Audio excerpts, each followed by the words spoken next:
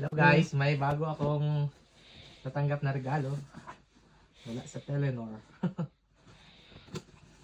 Ayan. Bali, niregaluhan po ako ng aking asawa ng cellphone. Pero hindi ko alam kung anong cellphone ito guys. Buksan natin.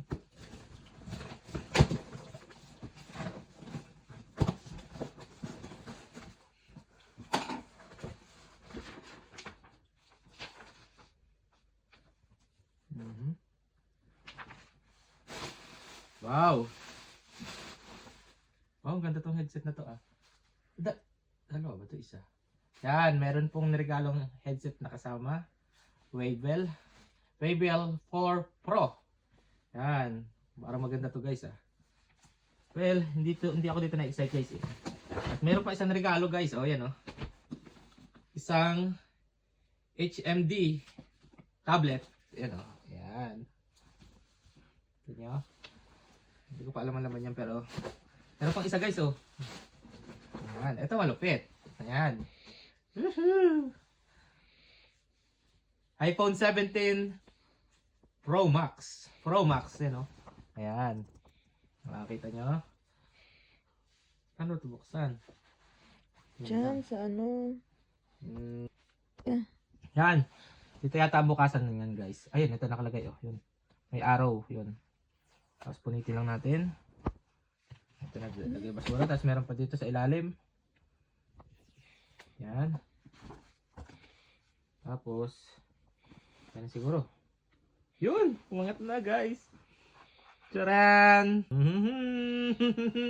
Ang ganda guys. Grabe. Woo! Saka may bagong headset. Charger? Ay, charger pala to. Saka pantanggal ng SIM. Tapos ayan na siya guys. Ano ba to? Ayan. Wow, wow, wow, wow. Ang sarap buksan niya. Tingnan natin kung legit. Baka naman dito ano ah. Ayan. Ayan. Pakita natin daw yung hello. Hello mo to.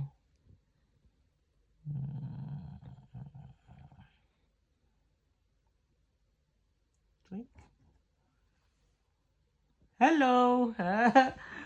Well, hanggang dito lang muna guys ang ating video. Kasi isisync ko pa lahat ng mga information mula dito sa aking iPhone 11 Pro na luma na. Isisync ko siya dito sa iPhone 17 Pro Max. Para lahat ng information yan nandito na. Hindi na ako mahihirapan. Okay, yun lang muna guys. Yan, mag-change muna ako ng mga ano dito, ng mga alam niyo, isa-set ko muna to para magamit. Pero ang ganda niya guys, oh. Talagang parang bali ang halaga nito guys is parang halagang 100,000 mahigit. Yun na ba? So, bye-bye na guys. Ito na, bye-bye.